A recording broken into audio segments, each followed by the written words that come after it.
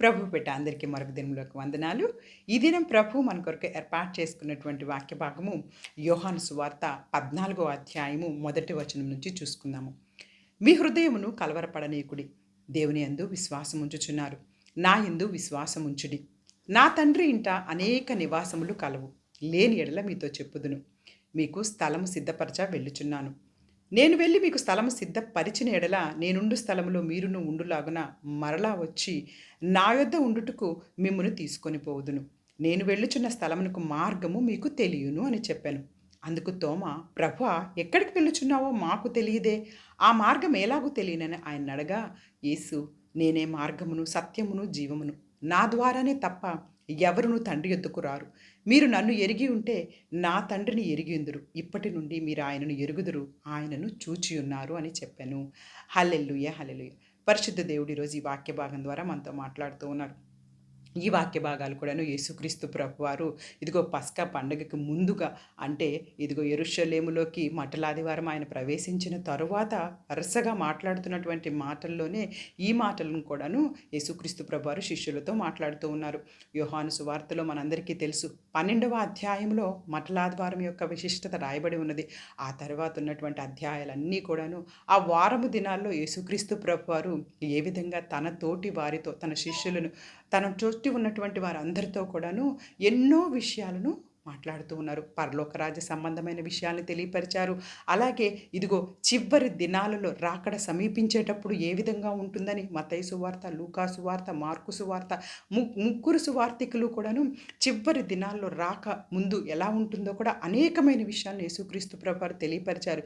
యుద్ధాలు వస్తాయని, తెగుళ్ళు వస్తాయని, జనం మీదకి జనములేస్తారని, ప్రేమలు చల్లారిపోతాయని అనేక విషయాలను విస్తరించి యేసుక్రీస్తు ప్రభువారు మాట్లాడుతూ ఉన్నారు. ఎందుకంటే తన వారిని విడిచిపెట్టి వచ్చే వారం కల్లా సిలువ యొక్క ప్రయాణం ఉందన్న విషయం యేసుక్రీస్తు ప్రభువారికి తెలుసు. తన ప్రాణాన్ని పస్కా పశువుగా వధింపబడుతుందన్న విషయం యేసుక్రీస్తు ప్రభువారికి తెలుసు కనుకనే శిష్యులతో అనేకమైన విషయాలను మాట్లాడుతూ ఇక్కడ ఈ సందర్భంలో కూడా మీ హృదయాలను కలవరపడనీయద్దు అని చెప్తూ ఉన్నారు.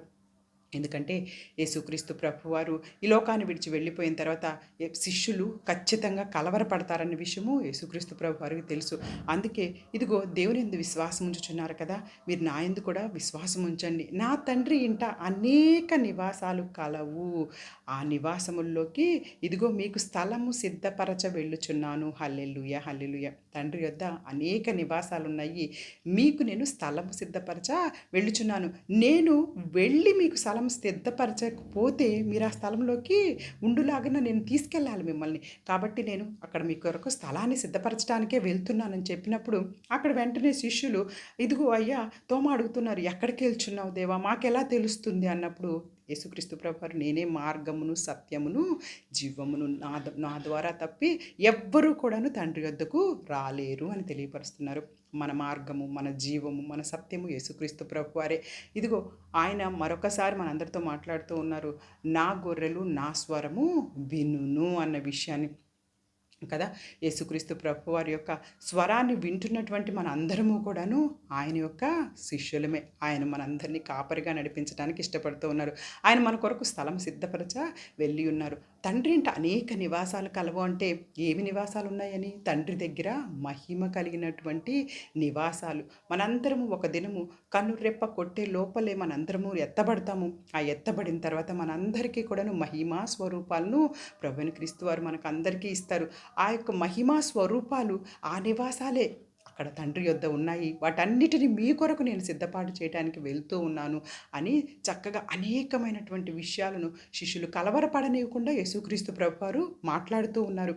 ఇంకను మనందరికీ తెలుసు, చూడండి, అక్కడ ఆ బీద విధవరాలు 2 కాసులు అందులో వేయబడినటువంటి సంగతి కూడా లూకా సువార్త, లూకా భక్తుడు తెలియపరిచారు. 21వ అధ్యాయంలో కానుక పెట్టెలో తన కానుకలు వేయుచున్న ధనవంతులను ఆయన పారజూసెను. ఒక బీద విధవరాలు 2 కాసులు అందులో వేయుచుండగా, ఈ బీద విధవరాలు అందరికంటే ఎక్కువగా వేసినని మీతో నిజముగా చెప్పుచున్నానను. వారందరూ తమకు కలిగిన సమృద్ధిలో నుండి కానుకలు వేసిరి, కానీ ఈమె తన లేమిలో తనకు కలిగిన జీవమంతయు వేసెనని వారితో చెప్పాను. హల్లెలూయా, హల్లెలూయా. చూసారా, ఇక్కడ యేసుక్రీస్తు ప్రభువారు ఎంత చక్కగా చెప్తూ ఉన్నారు.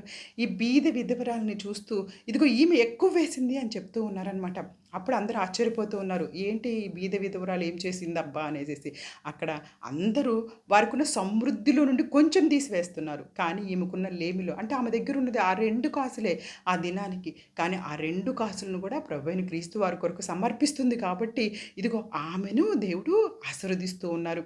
ఇంకా అక్కడ కొందరు అక్కడేం చేస్తూ ఉన్నారంటే అందమైనటువంటి రాళ్ళతో నిర్మింపబడినటువంటి ఆ యొక్క ఆలయాన్ని చూపిస్తున్నారు యేసుప్రభు వారికి. అప్పుడు ఆ యేసుక్రీస్తు ప్రభువారు ఏమంటున్నారంటే, "ఈ కట్టడాలు చూస్తున్నారు గదా! వీటిలో రాతి మీద రాయి కూడా ఉండకుండా పడద్రోయబడుతుందని ఆ దినాలు వస్తాయని" చెప్పినప్పుడు ఇదెప్పుడు జరుగుతుంది? ఇదెప్పుడు జరుగుతుంది? అన్నప్పుడు యేసుక్రీస్తు ప్రభువారు తన యొక్క రాకడ ముందు ఎలా ఉంటుందో కూడా ప్రజలందరికీ కూడాను అక్కడ తెలియపరుస్తూ ఉన్నారు. ఈ విధంగా యేసుక్రీస్తు ప్రభువారు అనేకమైనటువంటి విషయాలను తన మరణానికి ముందుగా ఏం జరుగుతుందో తెలియపరుస్తూ, ఇంకా పరలోక రాజ్యము ఎలా అయితే మనకందరికీ తెలుసు మత్తయి సువార్త 25వ అధ్యాయంలో మనందరికీ కూడాను పెండ్లి కుమారుడు వస్తున్నప్పుడు సిద్ధపాటు కలిగి ఉండవలసినటువంటి కన్నికలను గురించి కూడా అప్పుడే ఆ సమయంలోనే యేసుక్రీస్తు ప్రభువారు మాట్లాడినటువంటి విషయము. ఇంకను ఆయన దేశాంతరం పరలోక రాజ్యము ఇదిగో ఒక మనుష్యుడు దేశాంతరం ప్రయాణమై వెళ్ళి దాసుల్ని పిలిపించి వారికిచ్చినటువంటి తలాంతులను గురించి కూడా ఆ సమయంలోనే తెలియపరిచారు. ఇంకా అనేకమైనటువంటి విషయాలను తన యొక్క శిష్యులతో మాట్లాడుతూ యేసుక్రీస్తు ప్రభువారు ఇదిగో మీరు చాలా జాగ్రత్తగా ఉండండి, కలవరపడనివ్వద్దు, ఎవ్వరూ కూడాను ఈ సమయాల్లో కలవరపడొద్దు అన్న విషయాన్ని తెలియపరుస్తూ శిష్యుల్ని ఎంతగానో బలపరుస్తూ ఉన్నారు. ఇంకా మనందరం చూసుకోగలిగితే చూడండి యోహాను సువార్త 15వ అధ్యాయంలో కూడాను యేసుక్రీస్తు ప్రభువారు మాట్లాడుతూ ఇదిగో నేనే నిజమైన ద్రాక్షవల్లిని, నా తండ్రి వ్యవసాయకుడు, నాలో ఫలింపని ప్రతి తీగను ఆయన తీసి పారవేయును, ఫలించు ప్రతి తీగ మరి ఎక్కువగా ఫలింపవలనని దానిలోని పనికిరాని తీగలను తీసివేయును అని దేవుడు తెలియపరుస్తున్నారు. చూడండి, నేనే నిజమైనటువంటి ద్రాక్షవల్లిని, నా తండ్రి వ్యవసాయకుడు, నాలో ఫలింపని ప్రతి తీగను ఆయన తీసి పారవేస్తాడు, ఫలించే ప్రతి తీగ మరి ఎక్కువగా ఫలింపాలని చూడండి దానిలోని పనికిరాని తీగలను తీసివేస్తానని తెలియపరుస్తూ ఉన్నారు. కాబట్టి మనం ఫలించే వారిగా ఉంటే ప్రభువైన క్రీస్తు వారు మనల్ని ఇంకా ఫలింప చేయాలని చూస్తూ ఉన్నారు. ఆ ఫలము వలన దేవునికి మహిమ రావాలని చూస్తూ ఉన్నారు. ఒకవేళ నీలో ఏదైనా పనికిరాని తీగలు పెరుగుతూ ఉంటే వాటిని ఆయనే తీసివేస్తానని కూడా తెలియపరుస్తున్నారు. కాబట్టి మనలో ఏదైనా ఎప్పుడైనా సరే దేవుడు తీసివేశాడంటే అది మన మంచి కొరకే అని చెప్పేసేసి మనం దేవుని మహిమపరిచే వారిలో ఉండాలి. హల్లెలూయా, హల్లెలూయా.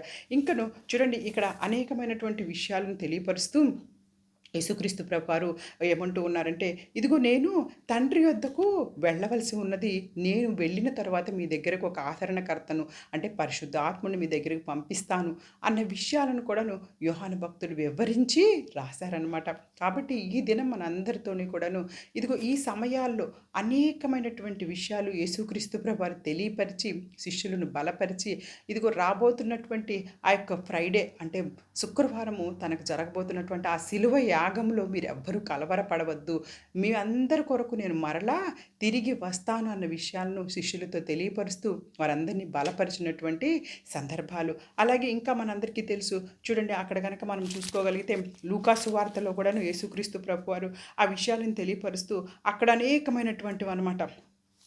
ఏంటి అంటే అక్కడ మనం చూసుకోగలిగితే చూడండి 14వ వచనము 22వ అధ్యాయము 14వ వచనంలో కూడా ఆ గడియ వచ్చినప్పుడు ఆయనను ఆయనతో కూడా అపోస్తులు పంక్తిన కూర్చుండిరి. అప్పుడు ఆయన నేను శ్రమ పడక మునుపు మీతో కూడా ఈ పస్కాను భుజింపవలనని మిక్కిలి ఆశపడి తిని.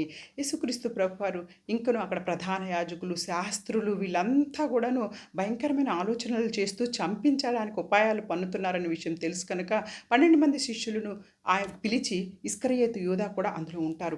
అయితే వారందరినీ కూడా పిలిచి ఇదిగో పస్కా పశువును వధింపవలసిన పులియని రొట్టెల దినము రాగా యేసు పేతురుని యోహాను చూచి మీరు వెళ్ళి మనము భుజించుటకు పస్కాను మన కొరకు సిద్ధపరచడని వారిని పంపెను.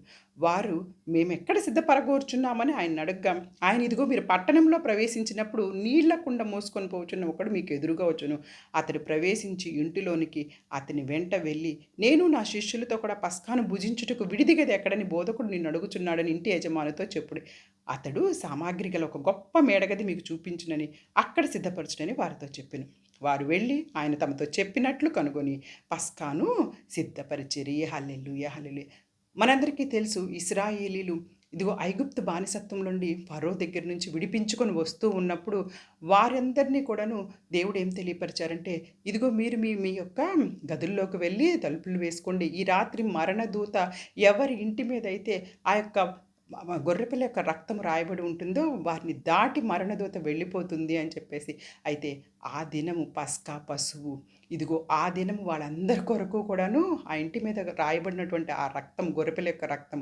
కానీ ఈ దినం అయితే ఇదిగో ఈ శుభ శుక్రవారంలో యేసుక్రీస్తు ప్రభువారు చివరి పస్కా పశువుగా మనందరి కొరకు వధింపబడుతూ ఉన్నారన్న విషయాన్ని ప్రభువారికి తెలుసు గనక, ఇదిగో ఆ సమయం గురించి చెప్తూ వాళ్ళందరికీ కూడాను, నేను శ్రమ పడక మునుపు మీతో కూడా ఈ పస్కాను భుజింపవలనని మిక్కిలి ఆశపడితిని.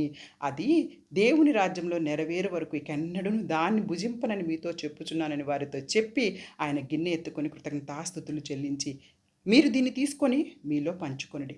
ఇక మీదట దేవుని రాజ్యం వచ్చే వరకు నేను ద్రాక్షారసం త్రాగనని మీతో చెప్పుచున్నాను అనెను. పిమ్మట ఆయన ఒక రొట్టె పట్టుకొని కృతజ్ఞతాస్తుతులు చెల్లించి దానిని విరిచి వారికిచ్చి, ఇది మీ కొరకు ఇయ్యబడిన నా శరీరము, నన్ను జ్ఞాపకం చేసుకొనుటకు దీనిని చేయడని చెప్పెను. ఆ ప్రకారమే భోజనమైన తరువాత ఆయన గిన్నెయు పట్టుకొని, ఈ గిన్నె మీ కొరకు చిందింపబడుచున్న నా రక్తం వలన క్రొత్త నిబంధన, ఇదిగో నన్ను అప్పగింపబడు వాని చెయ్యి నాతో కూడా ఈ బల్ల మీద ఉన్నది. నిర్ణయింపబడిన ప్రకారం మనుష్య కుమారుడు పోవుచున్నాడు కానీ ఆయన ఎవరి చేత అప్పగింపబడుచున్నాడో ఆ మనుషునికి శ్రమ అని చెప్పాను. వారి పని చేయబోడెవరా అని తమలో తాము అడుగుకొనసాగిరి. చూసారా, యేసుక్రీస్తు ప్రభువారు అక్కడ తన శిష్యులకి చివరి పస్కాని, చివరిగా ఆయన తన రొట్టె, తన శరీరం అనేటటువంటి రొట్టెను, తన రక్తం అనే ద్రాక్షరసాన్ని వారికిచ్చి వారందరితో కలిపి పస్కాను కూడా భుజించారు. ఈ సందర్భాలన్నీ కూడాను యేసుక్రీస్తు ప్రభువారు శిలువ యాగానికి ముందుగా జరిగినటువంటి అనేకమైనటువంటి విషయాలు. మనందరము కూడా మత్తయి సువార్తలో కూడాను 21వ అధ్యాయం నుంచి చక్కగాను, అలాగే మార్కు సువార్తలో 11వ అధ్యాయం నుంచి చక్కగాను, అలాగే లూకా సువార్తలో 19వ అధ్యాయం నుంచి చివరి అధ్యాయాల వరకు, యోహాను సువార్తలో 13వ అధ్యాయం నుంచి చివరి అధ్యాయాల వరకు మనం చక్కగా కనుక ధ్యానించగలిగితే, ఈ సమయంలో యేసుక్రీస్తు ప్రభువారు మన కొరకు చేసినటువంటి ఆ యొక్క అద్భుతమైనటువంటి శిలువ యాగంలో మనందరికీ కూడాను విముక్తి, రక్షణ కలుగు చేసిన విధానాన్ని మనం తెలుసుకోగలుగుతాము. ఆయనను జ్ఞాపకం చేసుకొని ఆయనలో మనందరం ఫలించాలని కోరుకుంటూ ఈ చిన్ని వాక్య భాగాన్ని దేవుడు ఆశీర్వదించి దీవించునుగాక. ఆమేన్. God bless you all.